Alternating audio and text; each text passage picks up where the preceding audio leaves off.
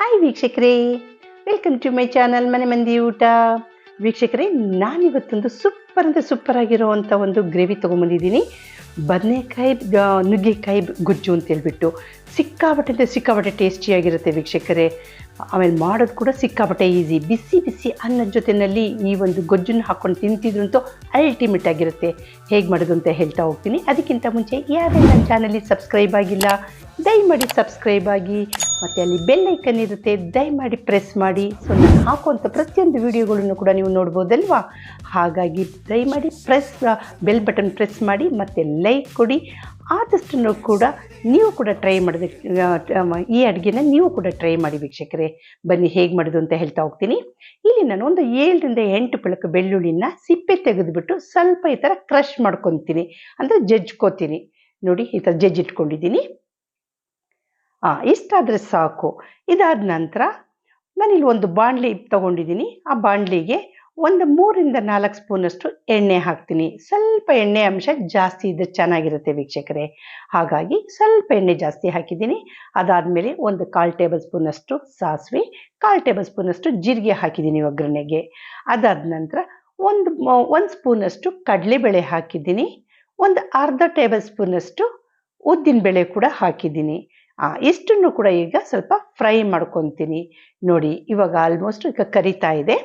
So ಇದನ್ನು ಸ್ವಲ್ಪ fry ಮಾಡ್ಕೋಬೇಕಾಗತ್ತೆ.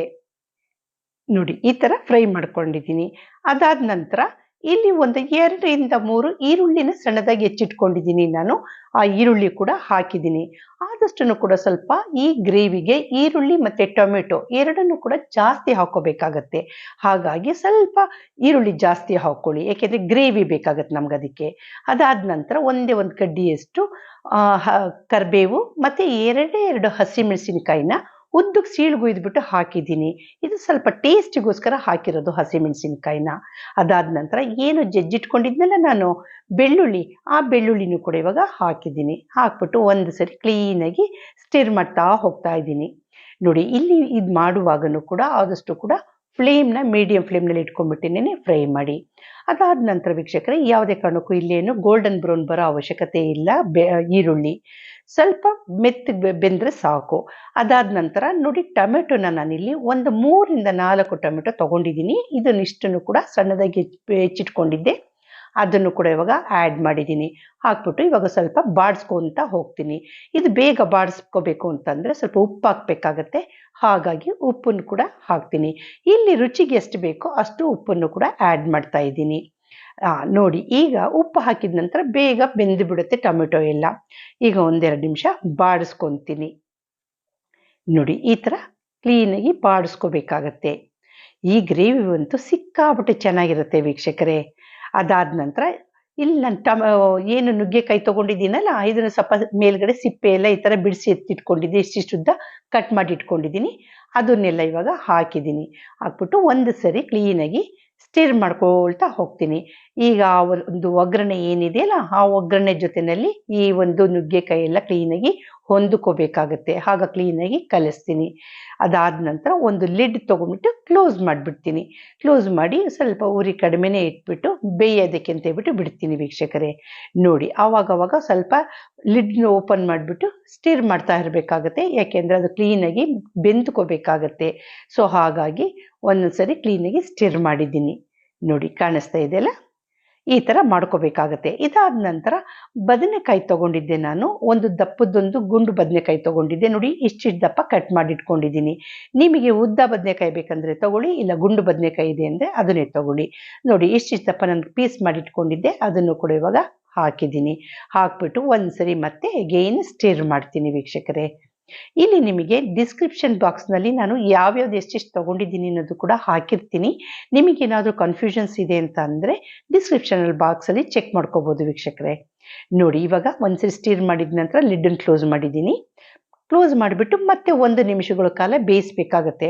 ಮತ್ತು ಈಗ ಲಿಡ್ಡನ್ನು ಓಪನ್ ಮಾಡಿಬಿಟ್ಟು ಒಂದು ಸರಿ ಕ್ಲೀನಾಗಿ ಮಿಕ್ಸ್ ಮಾಡ್ತಾ ಹೋಗ್ತೀನಿ ವೀಕ್ಷಕರೇ.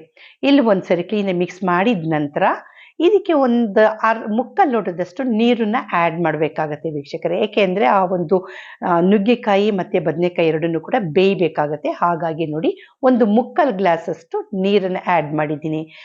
ಇಲ್ಲಿ ಇನ್ ಕೇಸ್ ಏನಾದರೂ ನುಗ್ಗೆಕಾಯಿ ಸ್ವಲ್ಪ ಗಟ್ಟಿ ಇದೆ ಅಂದರೆ, ಜಾಸ್ತಿ ಬಲ್ತಿದೆ ಅನ್ನೋದಾಯಿತು ಅಂದರೆ ಒಂದು ಗ್ಲಾಸ್ನೇ ಆ್ಯಡ್ ಮಾಡ್ಕೊಳ್ಳಿ. ಇಲ್ಲ ಸ್ವಲ್ಪ ಎಳೆದಿದೆ ಅಂತ ಅಂದರೆ ನುಗ್ಗೆಕಾಯಿ, ಒಂದು ಮುಕ್ಕಾಲು ಗ್ಲಾಸಷ್ಟು ನೀರು ಸಾಕಾಗತ್ತೆ. ನೋಡಿ, ಇವಾಗ ಒಂದ್ಸರಿ ಸ್ಟಿರ್ ಮಾಡಿದ್ದೀನಿ. ಸ್ಟಿರ್ ಮಾಡಿಬಿಟ್ಟು ಈ ಸಂದರ್ಭದಲ್ಲಿ ನಾನು ಖಾರದ ಪುಡಿ ಹಾಕಿದ್ದೀನಿ, ಒಂದು ಮುಕ್ಕಾಲು ಟೇಬಲ್ ಸ್ಪೂನಷ್ಟು. ಒಂದು ಅರ್ಧ ಟೇಬಲ್ ಸ್ಪೂನಷ್ಟು ಧನಿಯಾದ ಪುಡಿ ಕೂಡ ಹಾಕ್ತೀನಿ. ಇಲ್ಲಿ ನಿಮಗೆ ಖಾರ ಎಷ್ಟು ಬೇಕೋ ನೋಡಿಬಿಟ್ಟು ನಿಮ್ಮ ಇಚ್ಛಾನುಸಾರ ಮತ್ತು ನೀವು ಎಷ್ಟು ಕ್ವಾಂಟಿಟಿ ಮಾಡ್ತಿದ್ದೀರಾ ಅದರ ಅನುಸಾರ ಖಾರ ಹಾಕ್ಕೊಳ್ಳಿ. ಅದಾದಮೇಲೆ ಒಂದು 1/4 ಟೇಬಲ್ ಸ್ಪೂನಷ್ಟು ಅರಿಶಿನ ಪುಡಿ ಕೂಡ ಹಾಕಿದ್ದೀನಿ. ಹಾಕಿದ ನಂತರ ಈಗ ಒಂದ್ಸರಿ ಕ್ಲೀನಾಗಿ ಮಿಕ್ಸ್ ಮಾಡ್ತೀನಿ. ಇಲ್ಲಿ ವೀಕ್ಷಕರೇ, 2 ಹಸಿಮೆಣಸಿನಕಾಯಿ ಕೂಡ ನಾನು ಉದ್ದಕ್ಕೆ ಸೀಳ್ಗುಯ್ದು ಹಾಕಿರೋದ್ರಿಂದ ತುಂಬ ಖಾರ ಹಾಕೊಳ್ಳೋಕೆ ಹೋಗ್ಬಿಡಿ. ನೋಡಿಬಿಟ್ಟು ನೀವು ನಿಮ್ಮ ಟೇಸ್ಟಿಗೆ ಅನುಸಾರವಾಗಿ ಹಾಕ್ಕೊಳ್ಳಿ ಖಾರದ ಪುಡಿನ. ನೋಡಿ, ಇವಾಗ ಮತ್ತೆ ಒಂದ್ಸರಿ ಸ್ಟಿರ್ ಮಾಡಿಬಿಟ್ಟು ಮುಚ್ಚಿದ್ದೀನಿ ವೀಕ್ಷಕರೇ. ಮತ್ತೆ ಗೇನು 2 ನಿಮಿಷಗಳ ಕಾಲ ಕ್ಲೀನಾಗಿ ಬಾಯ್ಲ್ ಮಾಡ್ಕೋಬೇಕಾಗತ್ತೆ. ಮೀಡಿಯಂ ಫ್ಲೇಮ್ನಲ್ಲಿ ಇಟ್ಕೊಂಡ್ಬಿಟ್ಟು ಬಾಯ್ಲ್ ಮಾಡಾದ್ಮೇಲೆ ಒಂದ್ಸರಿ ಮತ್ತೆ ತಿರುಗಿಸ್ಕೊಳ್ತೀನಿ ವೀಕ್ಷಕರೇ. ಕ್ಲೀನಾಗಿ ಬೇಯಬೇಕಾಗತ್ತೆ. ಹಾಗಾಗಿ ಇನ್ನೊಂದು ಸರಿ ಕ್ಲೀನಾಗಿ ಸ್ಟಿರ್ ಮಾಡ್ತಾ ಇದ್ದೀನಿ. ನೋಡಿ, ಈ ಥರ ಮಾಡ್ಕೋಬೇಕಾಗತ್ತೆ. ಇದಂತೂ ತುಂಬ ಈಸಿ ಅಂದರೆ ಈಸಿಯಾಗಿರುವಂಥ ರೆಸಿಪಿ. ಈವನ್ನು ಬ್ಯಾಚಲರ್ಸ್ಗಳು ಕೂಡ ಮಾಡ್ಬೋದು ವೀಕ್ಷಕರೇ, ಅಷ್ಟು ಈಸಿಯಾಗಿರುತ್ತೆ. ಯಾವುದೇ ಥರ ರುಬ್ಬೇಕನ್ನೋದಿಲ್ಲ. ಆಮೇಲೆ ಹೆಚ್ಚಿಗೆ ಐಟಮ್ ಯೂಸ್ ಕೂಡ ಮಾಡಿಲ್ಲ. ಹಾಗಾಗಿ ಈ ಬ್ಯಾಚಲರ್ಸ್ ಕೂಡ ಮನೆಯಲ್ಲಿರೋ ಐಟಮ್ಸಲ್ಲೇನೇ ಮಾಡ್ಕೊಂಡ್ಬಿಡ್ಬೋದು ಈಸಿಯಾಗಿ. ನೋಡಿ, ಇವಾಗ ಸ್ವಲ್ಪ ಇದಕ್ಕೆ ಉಪ್ಪು ಕೂಡ ಆ್ಯಡ್ ಮಾಡಿದ್ದೀನಿ. ಆಲ್ರೆಡಿ ಉಪ್ಪನ್ನ ನಾನು ಹಾಕಿದ್ದೆ. ಇವಾಗ ಇನ್ನು ಸ್ವಲ್ಪ ಶಾರ್ಟೇಜ್ ಇದೆ, ಹಾಗಾಗಿ ಇನ್ನೊಂದು ಸ್ವಲ್ಪ ಉಪ್ಪನ್ನು ಕೂಡ ಆ್ಯಡ್ ಮಾಡಿದ್ದೀನಿ. ಈಗ ನೋಡಿ, ನಿಮಗೆ ಗೊತ್ತಾಗ್ತಾ ಇದೆ ಗ್ರೇವಿ ಸ್ವಲ್ಪ ಬಂದಿದೆ. ಎಷ್ಟು ಗ್ರೇವಿ ಬೇಕು ನಿಮ್ಮ ಇಚ್ಛಾನುಸಾರವಾಗಿ ನೀವು ಅದನ್ನು ಫ್ರೈ ಮಾಡ್ಕೊಳ್ಳಿ. ಇಲ್ಲ ತುಂಬ ಹಾಗೆ ಸೈಡ್ ಡಿಶ್ ಆಗಿ ನೆಂಚ್ಕೊಳ್ಳೋಕೆ ಇಟ್ಕೋತೀವಿ ಅನ್ನೋದಾಯಿತು ಅಂದರೆ ಸ್ವಲ್ಪ ಡ್ರೈ ಮಾಡ್ಕೊಳ್ಳಿ. ಇಲ್ಲ ಅಂತಂದರೆ ಸ್ವಲ್ಪ ಅನ್ನದ ಜೊತೆನಲ್ಲಿ ತಿನ್ನೋಕ್ಕಂತೂ ಅಲ್ಟಿಮೇಟ್ ಆಗಿರುತ್ತೆ. ಸ್ವಲ್ಪ ಗ್ರೇವಿ ಥರನೇ ಬಿಟ್ಕೊಳ್ಳಿ ವೀಕ್ಷಕರೇ. ನೋಡಿ, ಇಲ್ಲಿ ನಾನು ಸ್ವಲ್ಪ ನೀರು ಥರನೇ ಅಂದರೆ ಗ್ರೇವಿ ಇರೋ ಥರನೇ ಬಿಟ್ಕೊಂಡಿದ್ದೀನಿ ವೀಕ್ಷಕರೇ.